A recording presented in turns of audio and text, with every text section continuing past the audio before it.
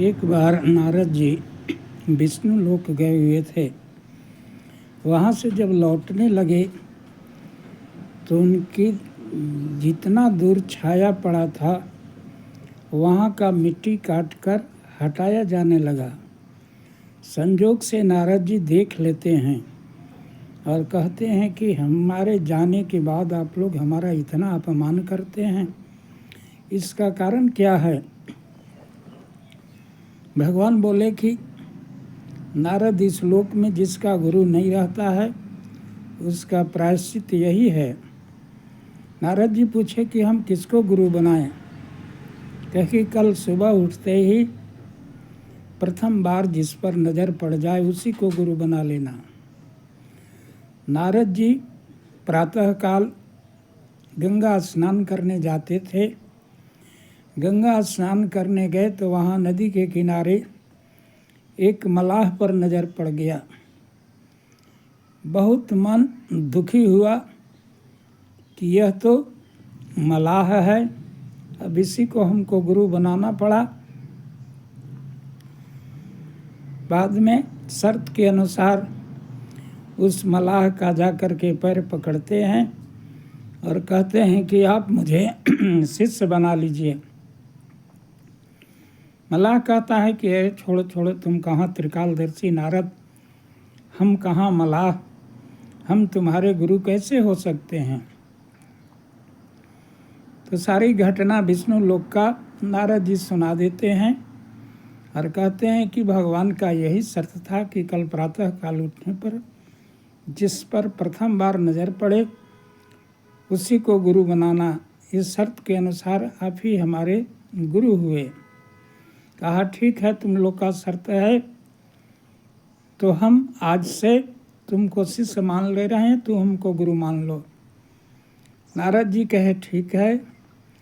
इस प्रकार दूसरे दिन जब विष्णु लोग गए तो कहे कि अब तो गुरु बना लिए, अब मेरा ऐसा अपमान नहीं होगा। विष्णु भगवान बोले कि अब तो तुम 84 लाख योनि के चक्कर में फंस गया। गुरु को देख करके तुम्हारा मन बहुत घृणित हुआ कि यह नीच जाति का है, अब इसी को गुरु बनाना पड़ेगा। नारद जी डर गए। कहा कि अब इससे 84 लाख योनि भटकने से का उपाय क्या है? विष्णु भगवान बोले हमारे पास कोई उपाय नहीं है। अगर उपाय कोई बता सकता है तो जिसको गुरु बनाए हो वही उपाय बता सकता है।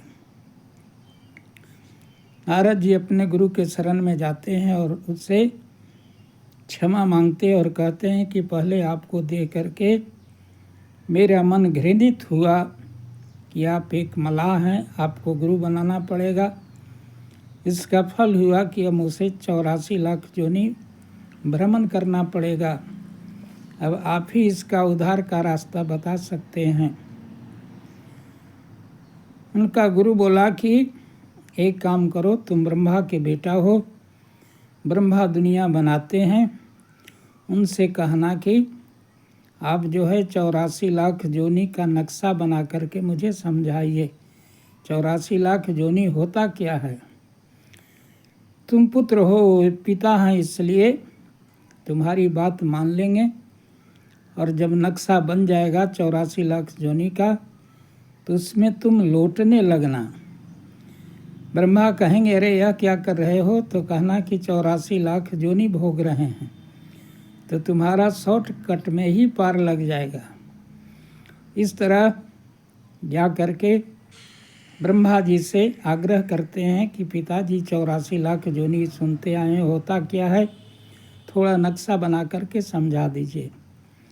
ब्रह्मा जब नक्शा बना देते हैं तो नारद उसमें लौटने लगते हैं। कहा ब्रह्मा पूछे क्या कर रहे हो? कहा 84 लाख योनि भोग रहे हैं। ब्रह्मा कहे कि तुम तो हमको भी बुड़बक बना के शॉर्टकट में पार लग गया, यह कौन बताया? कहा कि हमारा गुरु ही बताए। तो यह उद्धार का काम गुरु ही करते हैं। जिस काम को भगवान नहीं कर पाते उस काम को गुरु कर देते हैं।